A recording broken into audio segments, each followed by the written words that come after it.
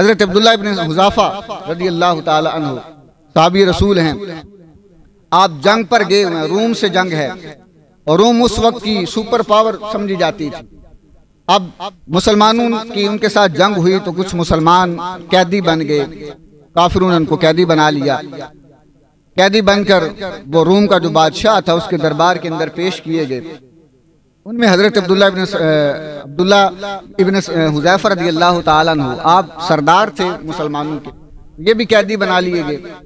ये भी काफिरों के दरबार के अंदर, सरदार के दरबार के अंदर हाजिर किए गए। अब जो काफिरों का सरदार था, रूम का जो बादशाह था, वो कहने लगा कि तुम अपना मजहब छोड़कर मेरे मजहब में आ जाओ, नसरानी मजहब इख्तियार कर लो तो मैं तुम्हें कुछ नहीं कहूंगा, मैं तुम्हें छोड़ दूंगा। लेकिन सहाबा इकराम अलैहिम रिज़वान के ईमान वो कैसा ईमान था, कैसा जज्बा था। कहा कि हम अक़ीद आलम सल्लल्लाहु तआला अलैहि वसल्लम को नहीं छोड़ सकते, तुम जो मर्जी करना चाहो कर लो। कहने लगा अगर तुम मेरे मजहब में नहीं आओगे, अगर तुम रसूलुल्लाह का दीन नहीं छोड़ोगे तो मैं तुम्हें इधर एक देग मंगवाऊंगा, उसके अंदर तेल गरम करूंगा और उस देग के अंदर डालकर तुम्हें पका दूंगा, ऐसी मौत दूंगा तुम्हें। लिहाजा रसूलुल्लाह के दीन को छोड़ दो, मेरे दीन के अंदर आ जाओ। अब जब इस बात से भी डराया गया, सहाबा इकराम अलैहिम रिज़वान, हजरत अब्दुल्ला इब्न हुज़ाफा अपनी उसी बात पर अड़े रहे। कहा तुमने जो मर्जी करना है कर लो, हम रसूलुल्लाह का दीन नहीं छोड़ेंगे।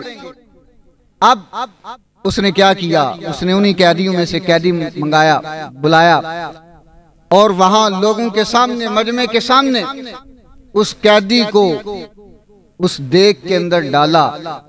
थोड़ी देर गुजरी थी, सारा गोश्त जल गया, हड्डियां तेल के ऊपर तर रही हैं, तेल के ऊपर आ गई है।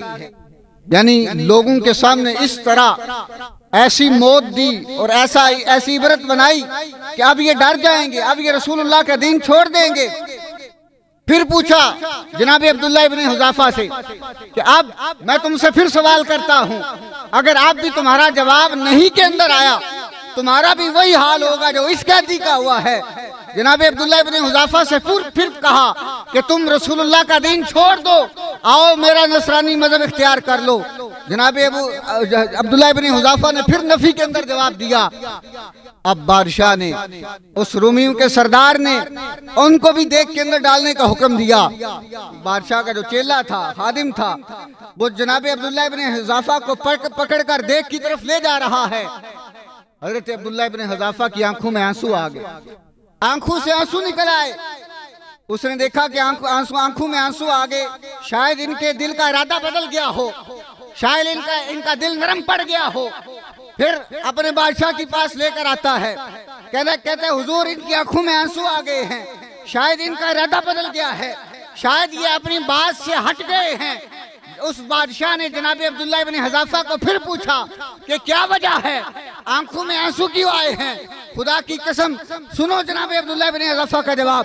आप फरमाते हैं ये ना समझना कि मैं मौत से डर गया हूँ और मौत से डर की वजह से मेरी आंखों में आंसू आ गए। खुदा की कसम मैं रसूलुल्लाह का गुलाम हूँ और रसूलुल्लाह का गुलाम मौत से नहीं डरता। अरे मेरी आंखों में आंसू इसलिए आए हैं कि मेरे दिल में ये ख्याल आया कि मेरे रब ने मुझे सिर्फ एक जान क्यों दी है। खुदा की कसम अगर मेरे पास करोड़ों जानें होती वो भी मैं रसूलुल्लाह के नाम पर कुर्बान कर देता। मेरे पास सिर्फ एक जान है, करूं क्या, करोड़ों जहां नहीं, एक जान है और सिर्फ एक जान ही रसूलुल्लाह के दीन पर कुर्बान कर सकता हूं। आंखों में आंसू इसलिए नहीं आए कि मौत से डर रहा हूं, मैं तो रसूलुल्लाह का गुलाम हूं, वो तो मौत से नहीं डरता। कहा इसलिए डर रहा हूं कि आक़िद आलम सल्लल्लाहु ताला अलैहि वसल्लम के दीन पर कुर्बान होने के लिए मेरे पास जान सिर्फ एक है, अगर करोड़ों जानें होती तो वो भी रसूलुल्लाह के दीन पर कुर्बान कर देता। अब वो फिर बड़ा हैरान हुआ, बादशाह बड़ा परेशान हुआ कि अब मैं करूं क्या इनके साथ, ये तो मौत से भी नहीं डरते। अब उसने दूसरी तदबीर इख्तियार की, दूसरा तरीका इख्तियार किया। कहने लगा ठीक है, मैं तुम्हें मौत नहीं देता, मैं तुम्हें देग के अंदर नहीं डालता, मेरी दूसरी बात मान लो। कहा वो क्या है? कहने लगा अगर तुम मेरा नसरानी मजहब इख्तियार कर लोगे, मैं अपनी बेटी की शादी तुम्हारे साथ कर दूंगा और तुम्हें अपनी सुल्तनत, अपनी बादशाहत दे दूंगा। मेरी ये बात मान लो। हजरत हुज़ैफा इब्ने अब्दुल्लाह इब्ने हज़ाफा ने इस बात से भी इनकार कर दिया।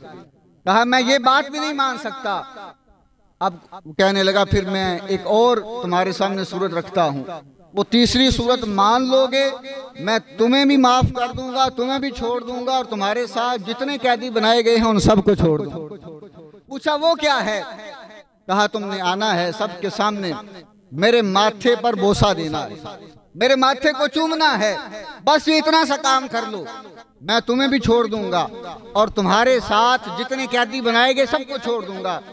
अब हजरत अब्दुल्लाह इब्ने हज़ाफा ने सोचा कि ये सिर्फ मेरी बात नहीं है, मेरे साथ 80 सहाबा इकराम उनको कैदी बनाया गया है और ये इतनी बड़ी बात भी नहीं है, चलो मैं इसका माथा चूम लेता हूँ, इसके बदले इतने मुसलमानों की जान छूट जाएगी, वो आज़ाद हो जाएंगे। अब वो बोसा दे दिया, उसने अपने वादे के मुताबिक उनको छोड़ दिया। जनाब अब्दुल्लाह इब्ने हज़ाफा जब वापस पहुंचे, हजरत उमर फारूक उस वक्त अमीरुल मोमिनीन थे, जनाब उमर फारूक रज़ी अल्लाह तआला अन्हु आपके पास आए, साहबा ने पूरा वाकया बयान किया और सारी बात जनाब उमर फारूक को बयान की कि इस तरह इन्होंने उस रोमियों के सरदार के सामने जांबाजी का मुजाहरा किया और किस तरह मौत की परवाह नहीं की, अपनी जानों के नजराने पेश कर दिए। जनाब उमर फारूक उठते हैं और जनाब अब्दुल्लाह इब्ने हज़ाफा का माथा चूम लेते हैं। अमीरुल मोमिनीन खुद उठते हैं, जनाब अब्दुल्लाह इब्ने हज़ाफा का माथा चूम लेते हैं। कहा माशाअल्लाह तुमने कितना जांबाजी का मुजाहरा किया। ये सहाबा इकराम अलैहिम रिज़वान का अंदाज हुआ करता।